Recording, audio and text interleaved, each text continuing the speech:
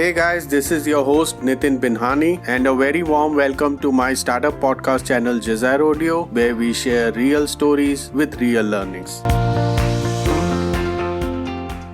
So sometime back, an early stage investor wrote on his LinkedIn post as to why the customer experience was the best possible mode for the early stage startups. And it really got me thinking. So I invited John D. Hansen, who is a recognized expert on customer experience or CX. Now, John dons various hats at the same time. He is an author, a recognized expert, a keynote speaker, a military veteran who truly understands about more. And if that's not all, he is the most sought after consultant in OEO, particularly on subjects like customer experience and winning or scaling it big. And in this podcast, John reveals how the founders can really use customer experience to build a strong moat against their existing competitors as well as potential new entrants. So let's welcome our today's special guest. Hey John, welcome to SaaS Audio and thank you for talking to us. My pleasure. So happy to be here. Thank you for having me on. So let's start with what is customer experience or CX and why is it so important? Well, just a few years ago, I thought that they were kind of about the same. Customer service, customer experience, they're kind of interchangeable. What I found actually in my research is that they're quite different. And what I benefited from when people would ask me, so what is customer experience? I had to explain it to them in a way that they could understand it quite simply. And the way I boiled it down essentially was in customer service, that's something that we give to our clients. It's something we can measure, we can fine tune it, we can make that process better, we can make sure that they're receiving what they ordered. That's customer service. But customer experience, while it's a very broad topic and can cover a lot of things, the way I explained it, it's what the customer takes away. It's their perception of us. It's our brand. It's like Jeff Bezos of Amazon says, what do they say about us when we're not in the room? If you're not capturing feedback from them, not just numbers, not just NPS surveys, but if you're not actually getting feedback as simple as an online form or a card or a conversation, you don't know how much of a gap there is between what you want your brand to be and what they're actually experiencing. Their perception is the reality. And if you're not keyed into that, you can miss what they actually think about your company. And then if you're going to gather the feedback, do something with it. They call it close the loop. If you're going to gather feedback, you need to do something with it. You need to reach back out to them, make sure you understand clearly what they're saying. If it makes sense, implement it, and then tell them you did implement it and thank them for that. That's closing the loop, and that boosts your customer experience. And you'll find then if there is a gap between what you want your brand to be and what they experience, that gap will close significantly where their experience with you is that much better. Great. Now, a lot of investors, both VCs and angels alike, often review what they call as customer obsession or customer love when it comes to investing in startups. So how can customer experience help these startups? Yeah, the great thing about customer experience is there's so much available out there nowadays. Customer journey mapping, user success. There's so many ways you can look at this. I enjoy watching Shark Tank. And what I have learned from that show after seeing it so many times is someone can have a great idea, but customer love translates to sales. If you've got people that are excited, you've got raving fans already, and you haven't even flipped the switch to the engine, so to speak, you've got people just waiting, itching to get to do business with you, to buy from you. That's customer love. And I think how you develop that is identifying who your customers are, dialing into that persona. Who is our ideal customer? Everyone simply cannot be your customer. It's not possible. Not even Amazon sells to every single customer in the planet as much as they'd like to. So you really have to, as a startup, the thing that's going to be irresistible to an investor is you've already got this base of raving fans that are just itching to buy, and they know other people who will be itching to buy as soon as you flip the switch. So customer love, raving fans, if you can establish that on the front side by really dialing in who are your ideal customers, you're going to be irresistible to investors.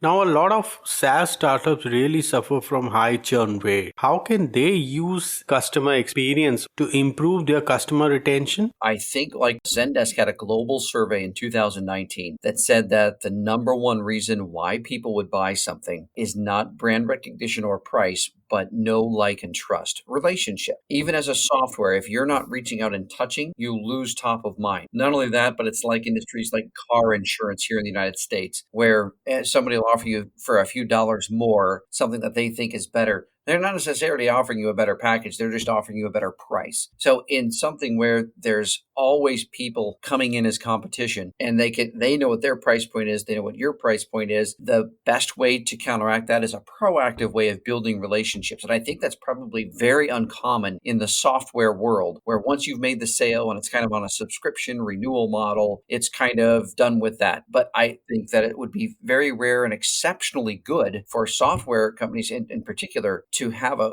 ongoing campaign of regularly reaching out to the customer. Would feel random, but they schedule reaching out to their clients that have been with them for a long time and offering some sort of asking for feedback first, then offering some sort of incentive or a thank you for referring them to someone they know that's looking for a different option. That's the way that I would engage them, is always look for feedback. How can we make this better? What do you like about this product? And then who do you know that could also use this product? An outbound engagement, I think, would help fend off a lot of that assumption that they're just going to stay with you forever. And what would be your advice for these SaaS startups in order to retain their customers? First one I would say is ask for feedback and then do something with it. Then ask who they know that could benefit from the same thing or would be open to learning more about what they do. I think especially if you targeted the customers that you know are circles of influence, and you can determine this professionally by their LinkedIn and such, of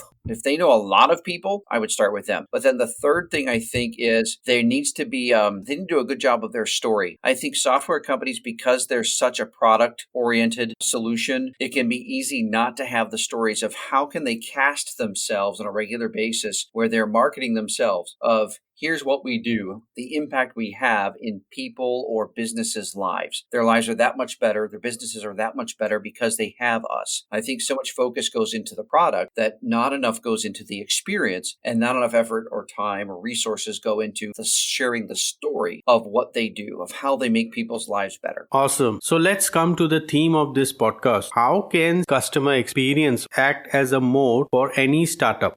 Yeah, I love this question because I'm a history buff. I actually have a degree in history. And a moat, just protect the castle, right? Competition, you're always going to have people coming into the space. So the very best way for your booty to not be stolen, what's the moat? If CX is the moat, how are you keeping competition? And the way that I would say that is through relationship. And the reason I would say that is if you look at 2019, even with the emergence of e-retail coming into the space, big brands like Sears, Payless Shoe Source here in the States, the Sears been around for decades. Kmart, the Blue Light Special, they've been around for a long, long time. They got killed by the retail, but they really didn't get killed by e-retail because Nordstrom, and they're not known for low price. They do have a brand recognition, but they're not known for low price. They only closed 3 stores nationwide. So if it's about price, then Payless should have stayed in business. If it's about brand recognition, then Sears should have been in business. That's not why Nordstrom stayed in business. It's because of the customer experience that their customers had with them. They were willing to pay more, knowing they're paying more, because when they go to a Nordstrom, they know the level of service they're going to get. They have a dedicated person that treats their area as their own business. The people, the specialists that work at Nordstrom, the professionals there, it's treated as their business. They're told by management, this is your store, you run it. Your clients, the people that come in and buy from you, they're your clients. Imagine if in this world we're talking about, software systems companies that are offering a product actually view key customers who have not only loved it, but referred others. Imagine if they treated them like that. Like, we're going to bring you inside our castle. We're going to build this moat around so you can't imagine your life without us, even if another company comes along, and they're going to, and offer you the same thing for less money, for a lower price. You know why? Because the risk of going to something unknown simply for a lower price isn't worth it. They see you as invaluable, as a valuable part of their life. It would be as ridiculous as, all right, let's take this turret off the castle, walk it across the drawbridge and out. And imagine that. That's ridiculous to think so, because you become a part of their castle. So you mean to say that by deeply engaging the customers as if they were the integral part of your organization leads to the best possible moat? Exactly. Yeah. And if you had that in your DNA from startup, then it's just going to be how you do business. While a lot of the large companies that are considered to be too big to fail, the reason they fail is they can't change their DNA when it's already baked in. And if they do, it takes years, which most companies don't have the luxury of reinventing themselves, and it taking years to do so. They've lost too much market share at that point. Great.